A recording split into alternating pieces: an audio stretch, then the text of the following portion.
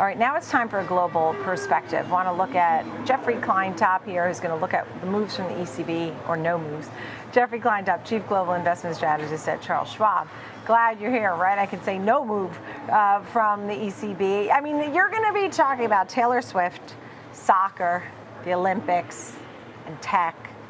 So everybody has to wait, especially for the Taylor Swift stuff, okay? China. So there's some high hopes here for China, particularly with look what's going on with the exports for autos. What stands out to you?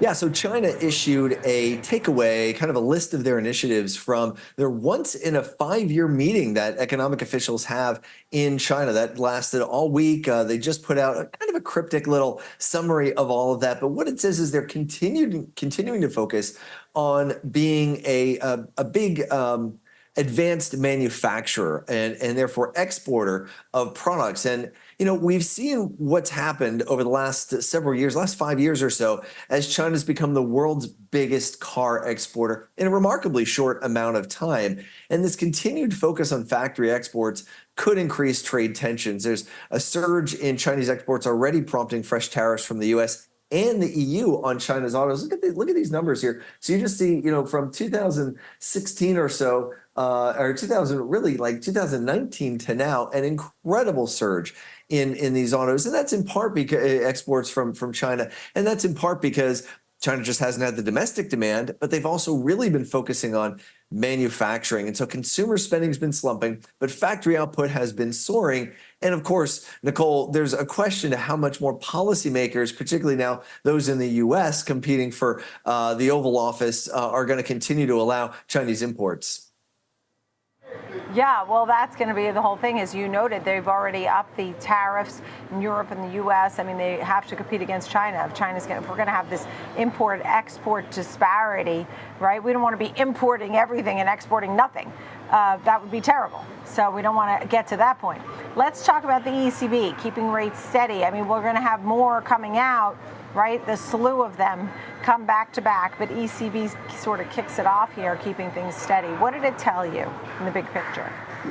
So they didn't commit to a rate cut at the next meeting in September, and I think the markets were expecting them to do so. But yesterday we got some inflation data out of the Eurozone. It was fine. It was 2.5%, down 0.1% from May. But services inflation is still just way too high. It's 4.1% in Europe, and it's keeping the core CPI pretty elevated as well. Almost all of the inflation in Europe, again, 2.5%, is really coming from services. And, you know, interest rate futures were only pricing at a 3% chance of a second rate cut today, so no surprise they didn't move. But they're over 80% confident, 83% confident of a rate cut in September. I don't know how they can be that confident of a rate cut in September. In fact, if we take a look around, these are really high numbers. If you look at the expectations for a rate cut for the ECB, I just said 83%. For the Fed, it's 99%, and the Bank of Canada, 100%. I don't know how the market's coming away with this extreme confidence in these additional rate cuts as soon as September. Again, mentioning how high services inflation is. It's not just in Europe, it's in the US as well. But the fact that they just wouldn't commit to another rate cut, maybe saying there might only be one more later this year. I think they want to see how the Euros football championship in June and July panned out in terms of travel and entertainment spending. Of course, the Olympics in Paris in July and August. And then that never-ending Taylor Swift Eras Tour in July and August as well in Europe are going to add to services prices over the summer. All of this contributing to higher services inflation, which I think it is more likely than not that the ECB cuts in September and the Fed cuts in September. I don't know if I'm at anywhere from 83 to 99%, Nicole. Yeah, look, huge, huge, huge. All of those are big events, so they bring in a lot of money and economic boost at the same time can promote some inflation. So we will see. I mean, now we're hearing about people complaining about, at first they loved Taylor Swift coming into town. Now they're complaining that rents and hotels are all too expensive now because Taylor Swift's in town. So she certainly is the gift that keeps on giving around the world. Yeah.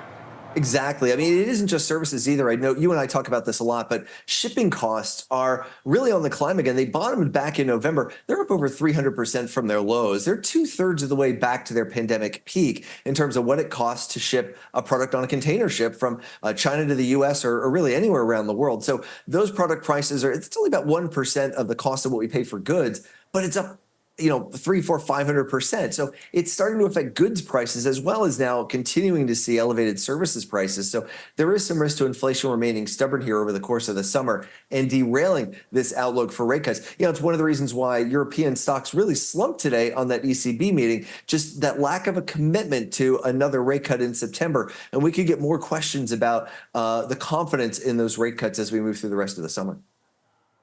Right, and then Bank of England and Bank of Japan, and then the Fed, and so on and so forth.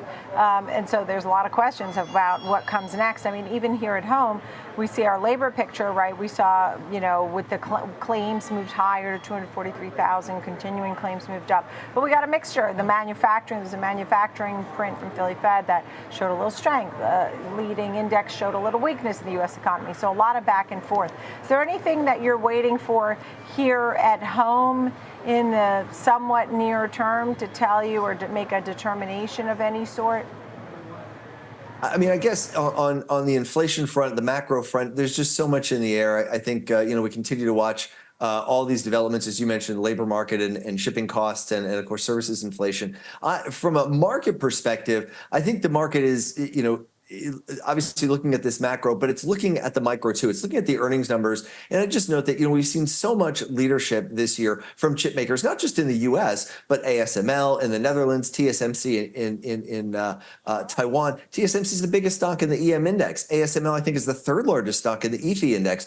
So AI and that whole theme is very important for international markets as well. And there's been some disappointments, not only in terms of orders, maybe not so much for TSMC, but maybe for ASML. But importantly, political concerns, right? The Biden administration now considering using the most severe trade restrictions for exporting any American technology. And that means ASML might be further limited in their sales to China. China accounts for nearly half of ASML's revenue in the second quarter. And of course, TSMC's report kind of overshadowed by the political risk stemming from Trump's comments that maybe Taiwan should be paying the U.S. to defend it. So a lot of questions on the political front, kind of raising questions about the leadership in the AI space. Right, yeah, and those were some interesting comments pertaining to Taiwan Semi, and the stocks are moving as a result. There's no doubt on that. Jeffrey Kleintop, always great to see you. Thank you so very much. Chief Global Investment Strategist, Jeffrey Kleintop of Charles Schwab.